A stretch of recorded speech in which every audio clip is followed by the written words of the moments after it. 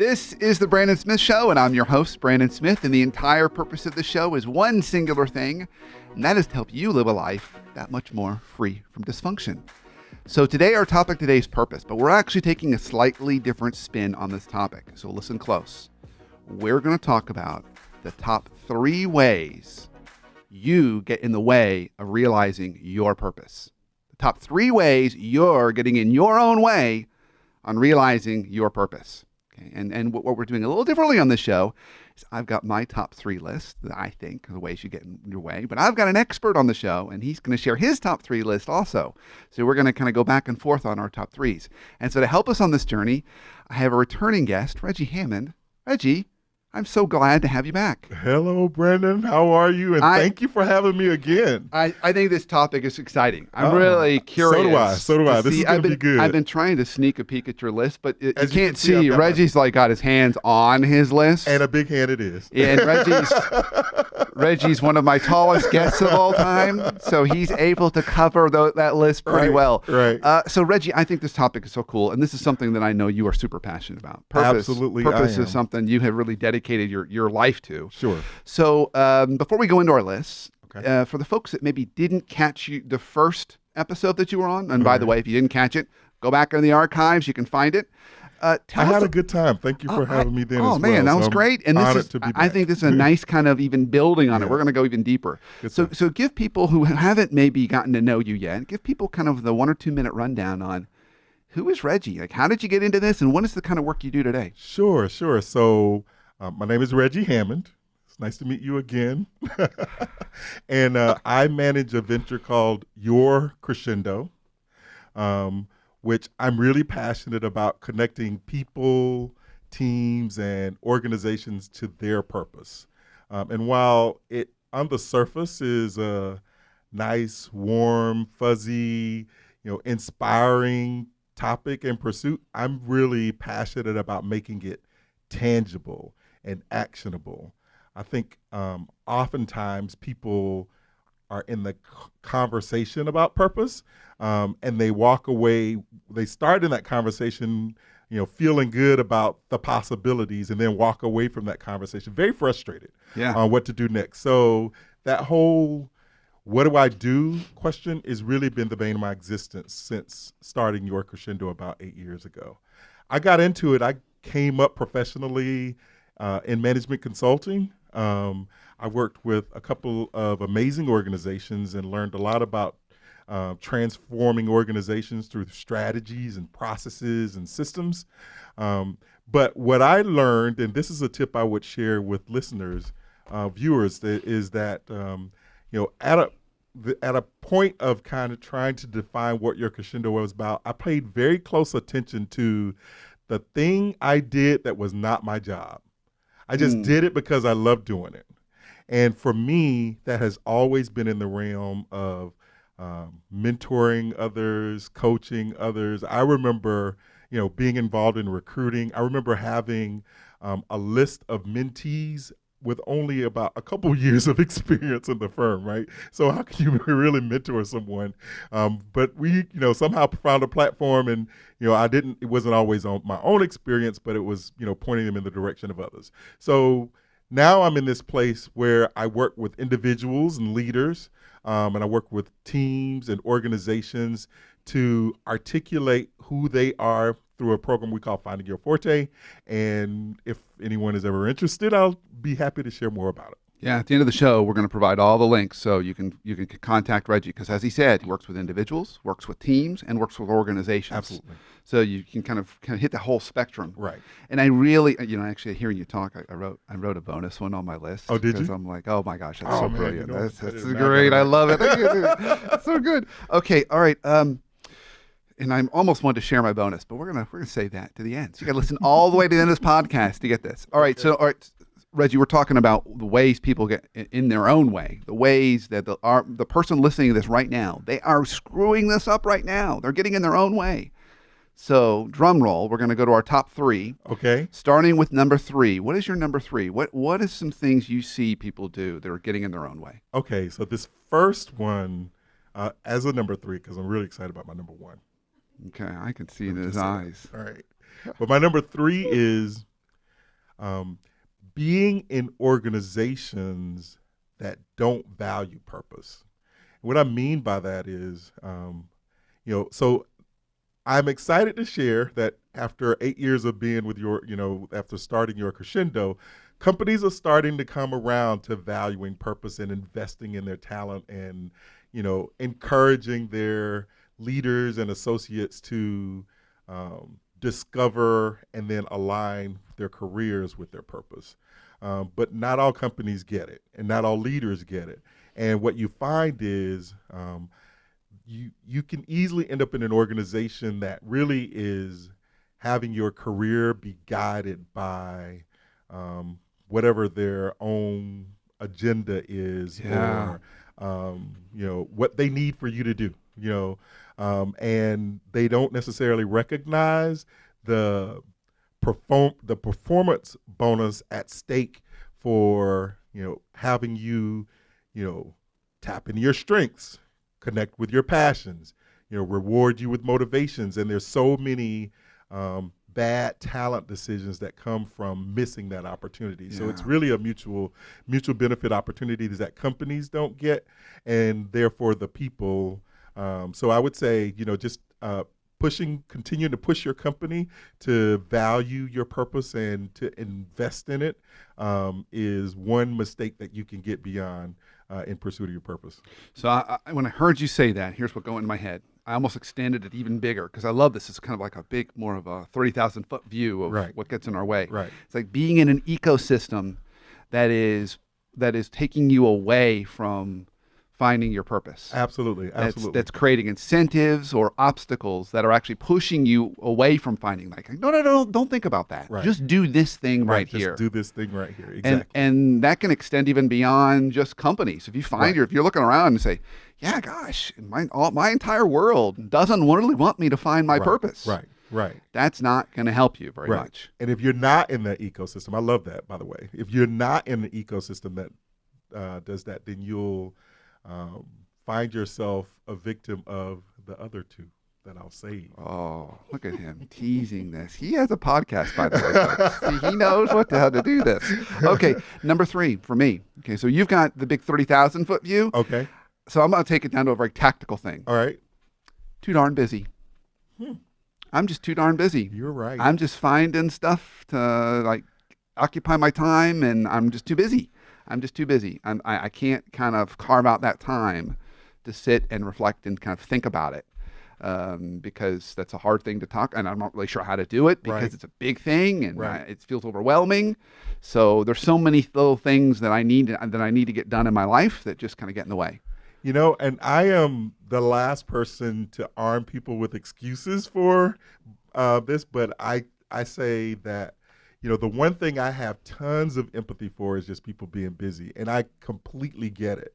We live very busy lives between, very demanding work with demanding projects, and, if you have any value around balance, you want to have presence with family and community.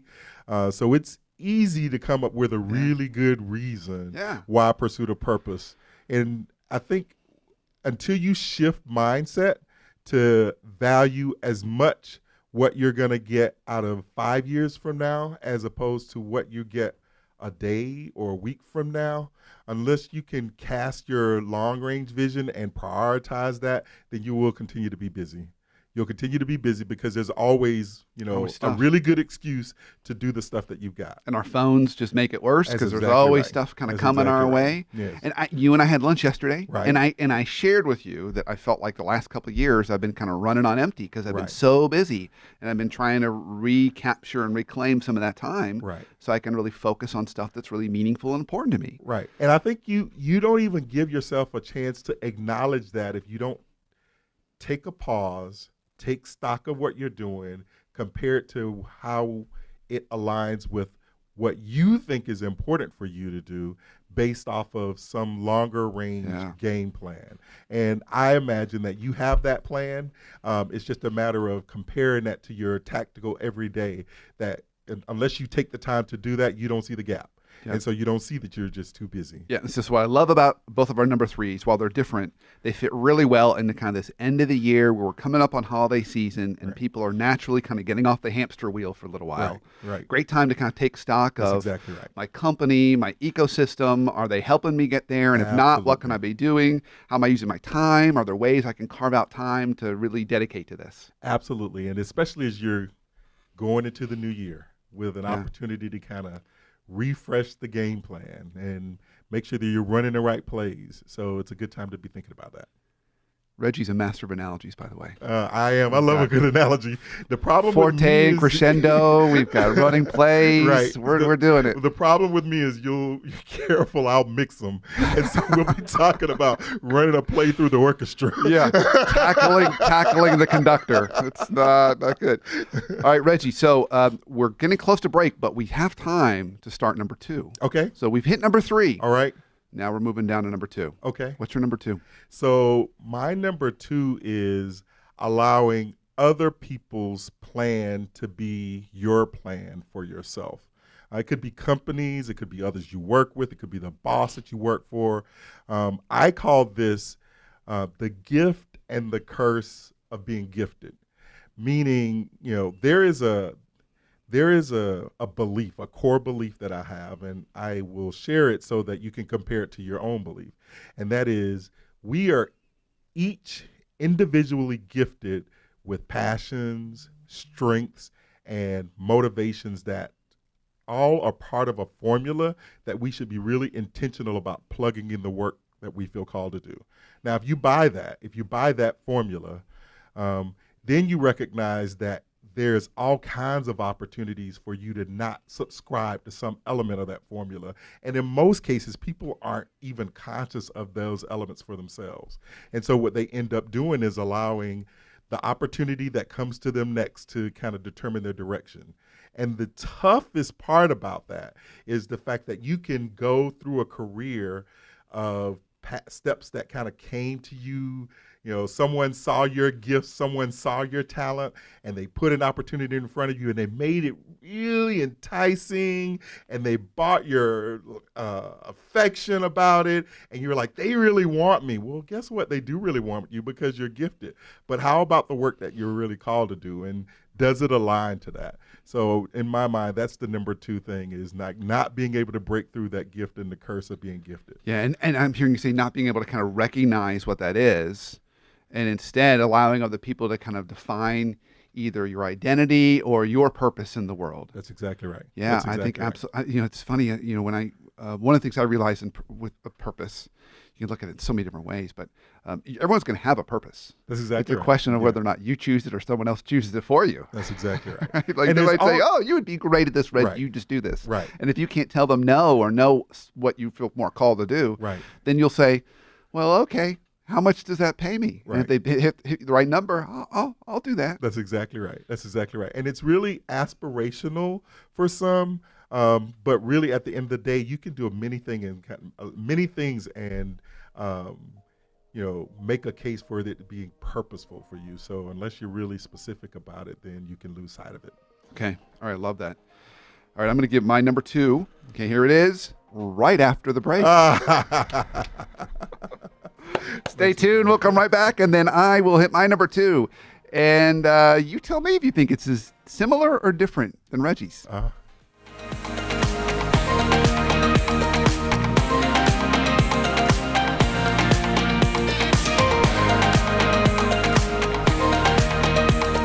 Hey, this is Brandon with your coaching minute for the week.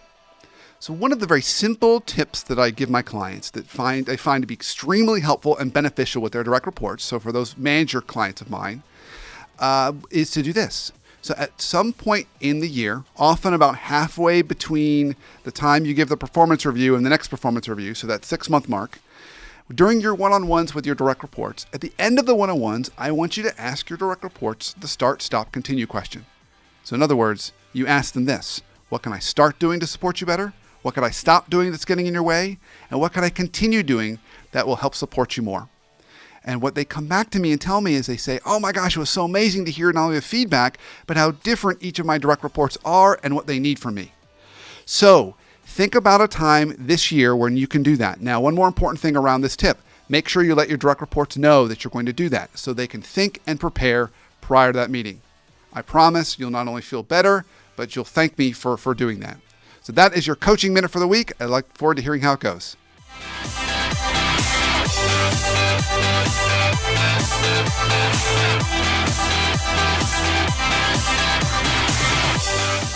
Welcome back to the Brandon Smith Show. So we have been talking today about the 3 things that you are doing that are getting in the way of your purpose. And so we hit number 3. Reggie and I both kind of hit the same idea, but in a different way. We talked about being in an ecosystem or a company that's pushing you away from finding it, or just being, frankly, just too darn busy. Now we hit number 2, and Reggie talked about this idea of having someone else kind of define your purpose for you. Like they say, oh, you would make a great this. And I often find that, that's true for everybody. I find it particularly true, maybe just because I hang out with a lot of them. I find this to be very true with consultants. They really, really struggle with this because yes. They end up eventually becoming subject matter experts. They get really good at something. Right. That's exactly right. And my favorite story I always tell around this is years ago. This is over 10 years ago. I met a guy, and he introduced himself to me as the pricing specialist for the tire industry. He was a consultant, pricing specialist for the tire industry. But what stood out for me it wasn't that he said, hey, I'm the pricing specialist for the tire industry. That wasn't how he said it. He looked at me and he shook his head and he said, I'm the pricing specialist for the tire industry. How the hell did this happen to me? And he had this really common story. Right. That he, undergraduate, he didn't know what he wanted to do. After a while, worked as a teller in a bank, went back to business school, still didn't know what he wanted to do. Right. So he's like, I'll go into consulting. It'll be like a smorgasbord of buffet of career options. Exactly. Right. And his first client was a tire client. And he did pricing work. That's how it happens. And then he did a great job, of course. Right. And then they wanted him back on the next engagement. And 10 years later, the pricing specialist, not a pricing specialist, So when you become a you have to be really careful because, that's kind of going down that path. I feel the need to put a warm hug around all my consulting friends. I feel like they just took a good shot from you just now. And these are my friends, and I don't want you to abuse the careers that have been so beautifully abundant to them. But the truth is, you're right. Yeah. And it happens, and it's interesting because when I started doing this work, I was particularly interested in these what are usually high performance, high impact professionals with a lot of impact to come from them being able to focus their work and trajectory on something. Yeah. But you're right, though. The way things happen in consulting, your experience, your career path is the sum or the product of one project or client to the next project or client to the next project or client. And sometimes that feels like a dice roll. So really you'll look back in your career and you'll see these succession of experiences that really were, whether you were the warm body available when they really needed someone on their project that's talented enough to be able to deliver in a wide range of experiences. And so that's why it's so important to kind of have your own roadmap, because otherwise you'll just... And I think that's so true, particularly in consulting. And I would say, while I see that as a trap, I also see it as a great opportunity, because I know so many consultants that find their purpose in consulting. That's exactly right. They say, no, I don't want to get on this kind of engagement. I want to get on that one. Right. And who are the partners that do that kind of work? Well, I'm going to spend Friday having lunch with them when I'm in the office. That's exactly right. And so they're kind of networking. So actually, just to hit it, because my number 2 is very similar to your number 2. Okay. And mine is either looking for a neon sign, like you're driving down the highway, and your purpose, turn right? or someone to tell you what it is. Right. Like I'm going to wait until someone tells me. And that's how I'm going to find it. Right. Versus really doing more of the introspective work. Right. And the reality is, sometimes purpose is a matter of perspective. Let's go back to your example of the pricing specialist in the tire industry. So while that might feel very tactical and extremely nuanced to us as we, talk about it, what if somewhere his purpose is framed up as maximizing value for an industry? While on some level it kind of reminds me, I don't know if you've ever heard the adage about the church that burned down in London, and the priest that went to talk to all of the people working on rebuilding it. He asked one bricklayer what he was doing. He's like, I'm laying bricks. The second one he asked, I'm building a wall. The third one said, I'm building a cathedral to the Almighty. Now they're doing the exact same job, but it's all just a matter of perspective and how you put, kind of how you frame up what you're doing. So for him, that, he might go through an exercise to discover purpose, see this neon light that really is saying, I maximize value for an industry that grows economies and provides for families. It all feels very purposeful, but it's really the same thing. Yeah, and I think you hit a really important point. We could say most, if not all, jobs can have a meaningful purpose depending upon how you look at it. That's exactly right. And so I think and just because it has a meaningful purpose doesn't necessarily mean it's yours. Right. That's exactly You might right. be in a That's job, exactly and right. you and I both met people that are in really noble jobs. Yes. And we say, oh, wow, that's such a cool job. They're like, yeah, but that's not for me. Right. Right. And someone else would be like knocking down the door to get into that job. You're but exactly for them, right. it's Exactly right. not It's theirs. just not for me. It's just Exactly not, right. and you know what? That's okay. I think part of what we're getting in this too is give yourself some grace and permission to say, yeah, you might be in something that is noble to someone else, but that doesn't necessarily mean it has to be yours. That's exactly right. That's exactly right. Yeah. Okay. All right. So we are at number 1. Okay. This is worthy of a finger drum roll. You ready?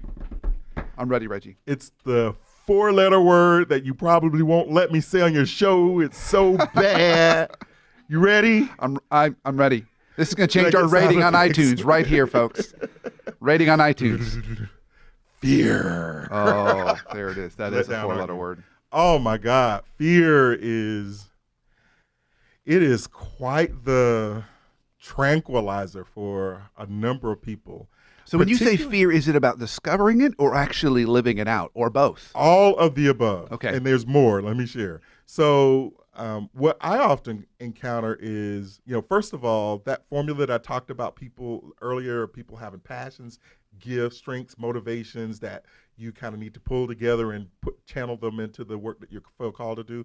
People, first of all, may not believe that and may not even acknowledge their greatness, the potential or the opportunity for their greatness. They think that their existence really is the stepping into the things that come to you, right? So if you don't have this nagging feeling that there's more, it's beyond just living or just existing. It's really about thriving and taking your gifts and making sure that you're providing for those that you are intended to have an impact. It's easier to kind of stay complacent. And to me, complacent is a kind of a indirect fear. You just kind of stay there. Yeah. And so, and it's kind of like, in our change management world, we certainly often think about, what's going to drive people to change. If you don't have a burning platform, then people are not going to, easily embrace change or think about what their change should be. For people, oftentimes, there is no burning platforms. You can easily exist in your own skin and have a really productive life and career by just continuing to kind of stay the course. And somebody will come along with something that they need done and continue to bring you down the path that's really theirs. So there's a thing, as you're talking about that, there's a phrase I often will say to people, and it's semi-confusing, maybe even a little controversial, but I believe it very firmly. Okay. And in life, I don't believe it's a good thing to have a high pain tolerance. Because what I mean by that is you can sit there in really bad relationships, really bad workplace, right? And you're like, oh no, I'm going to kind of persevere through this. Right. Like, but why? Why? I mean, while we honor high pain tolerances and we call it resilience, there is a time and place to cut bait. It would be the same notion as how, doctors would say don't over-medicate things because that's your body telling you something, right? Yeah. So in this case, if you have a high pain tolerance for things in your career, if you just persevere, push through, and stick with it, you're not listening to what the universe is saying about the thing that really is something different you should be doing. Yeah. So I love that fear. Okay. Yeah. My number one's slightly different. So I think it's a nice kind of ending place for this. And if we have time, we'll even hit some kind of other thoughts we've got. Okay. So my number one is people not looking into their own story for purpose, not looking into kind of their own past? Right. And what were some things that they, because we think about purpose, it's often it's your why, Right. but it's also the need in the world in which you meet. Like, what is that need in the world you want to commit yourself to meeting? That's exactly right. It could be developing people, growing healthy organizations, making the world a better place, whatever it happens to be. Right. All different nuanced ways of doing that. And often I find that a lot of the answers for that come in people's own stories, right? Like, I was groomed and nurtured my first job, so I want to do that for others. Or I wasn't, so I want to do that for others. Okay. But looking back in people's kind of own stories Right. is a great way to kind of help unlock some of that. What were some of those things that were really meaningful for you, that really get you kind of excited about and passionate about? Yeah, and I think that's really powerful. Like, one thing I often challenge people to think about is, if you don't see the beauty and the opportunity and the greatness of your story, just think about some folks that you admire and see them in your eyes. They're probably very much living fully in their purpose, and then take what they would look like minimized, or that's maybe not a good word, but not fully living in their purpose. So we've seen, say you, like we see you speaking, we see you coaching and really making progress with people. It's easy to say, well, he would probably be somebody's really good, accountant, or customer service. There was person, laughter right? in the production studio. Accountant. No, but you can see it, right? So you can easily see. I've been called an accountant before. Not... People have said, you look like an accountant. But you would probably be a great accountant because you're gifted, you're smart, you can pick things up. And so if you didn't accept the challenge of telling your story, then somewhere there will be some T accounts that were missing some transactions. There would be. Somewhere there would be some accounts missing transactions right now. Aren't we grateful that you just that I'm not an accepted accountant? Your full story, that you're not an accountant? That's outstanding. That's outstanding. During the break, the creative director asked me about how do people kind of work through challenging and validating the decisions they're making up against their purpose, and whether they kind of compared, I think she said, whether they're your purpose statements on the wall. There are many you people, put it on the wall to kind of right, remind you. So when you're exactly making right. decisions. That's exactly right. Yeah, but I think you take it a step further. So yes, your purpose statement is critical, but what folks that I work with usually end up with is a game plan that says not just their purpose, but this is what it looks like when they think big, start small, grow fast, in terms of like photos from the future. Like, so if you had to collect this connection of, vision snapshots and goals and action items, then you can really hold yourself accountable, which as I mentioned when we started, it's really important for me, particularly in our kind of project management professionals,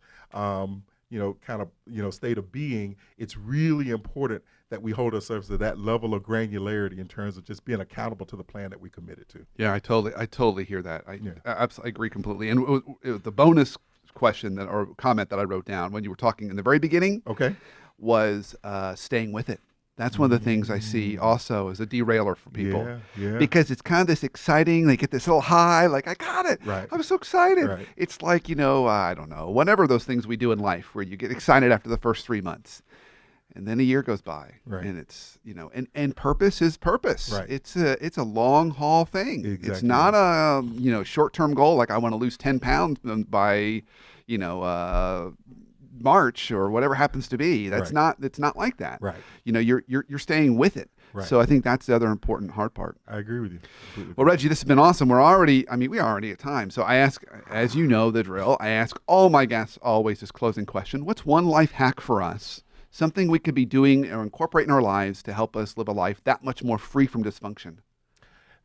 So I'm going to say brutal honesty. Brutal and honesty. What I mean by that is, so I'm a big fan of Patrick Lencioni's 5 Dysfunctions of a Team. I use it often when we're working with building high-performing teams on purpose. Yep. And we'll use an assessment. And if you know that model, you know that the base dysfunction is a lack of trust. And people usually don't trust people when they don't know how they really feel about people. And so oftentimes people skirt around perspectives, opinions, insights that they have.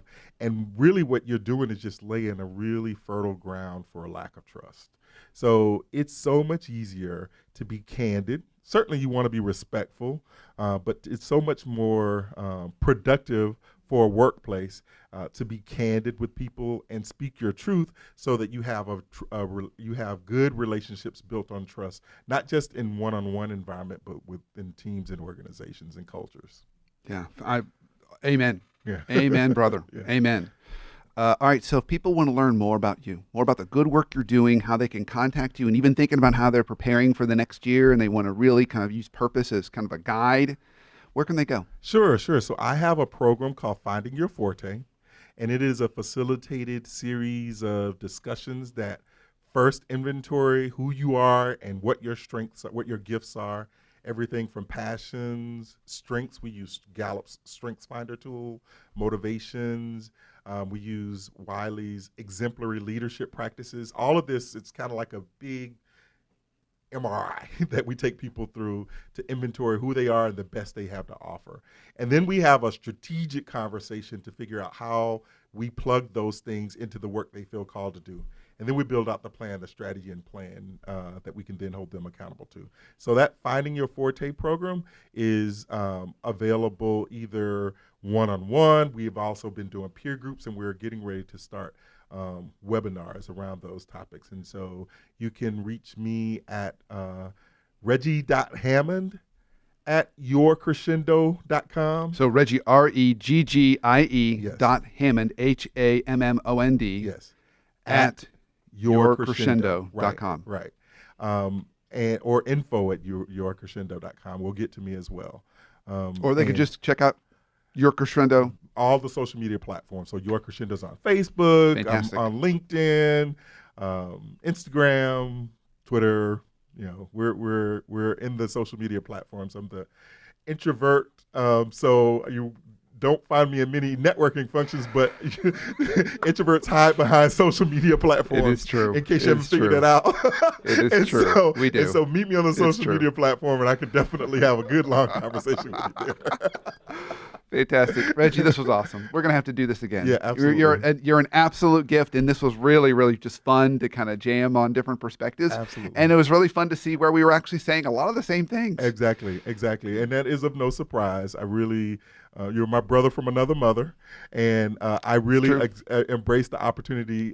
I so love your show.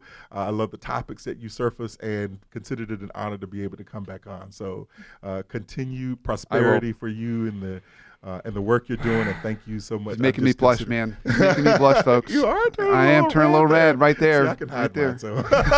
It's true.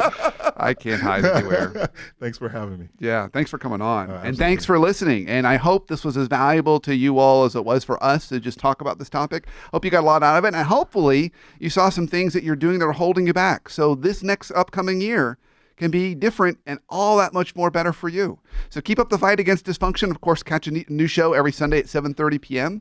on iTunes.thebrandonsmithshow.com and live on Facebook, facebook.com/Brandon Smith WPT for Workplace Therapist. And if you've enjoyed today's show, and we certainly hope you have, please rate, review, and subscribe on iTunes. That's how we get new followers and get new folks to listen and make this tribe a little bit bigger. Bigger ecosystem. Ecosystem. That's right. We're making a healthier ecosystem. That's right. So until next show and the next time we connect, have a great week and an awesome life.